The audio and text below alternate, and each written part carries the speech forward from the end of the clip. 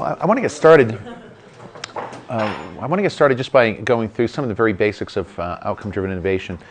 And I've been involved in innovation for the last 20 years. My background was at IBM in the PC division for 10 years, from 1981 to 1991.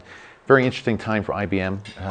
They controlled the market. They had 85% market share at one point, and by 1991 they were down to about 10% market share.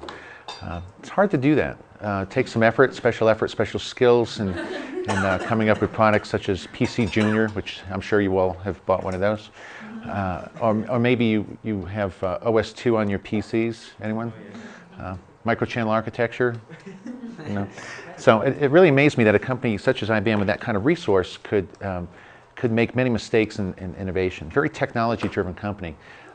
Back in the late 80s, when I was working on PC Junior project, and what I found really interesting at that point was the day after that product was introduced, it was announced in the Wall Street Journal as a flop. So PC Junior is a flop.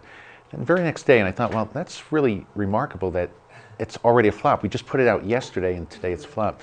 But it got me thinking. That whoever was rating that product was obviously using some set of criteria that we had no idea what, we were not privy to.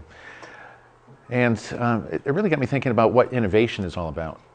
The thought was, if we could devise products and solutions that address the criteria that people are going to use to measure its value, then we'd have winning products. And that makes perfect sense, right? But the key there is, what criteria are they going to use? How did they measure a successful product?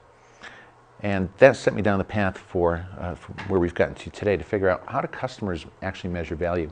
And I know companies talk about this all the time. How they need to create value from a customer's perspective, but they rarely get into put themselves in the customer's position. They try to measure value from a different perspective, and it seems very hard to take that customer's perspective in terms of creating and measuring value.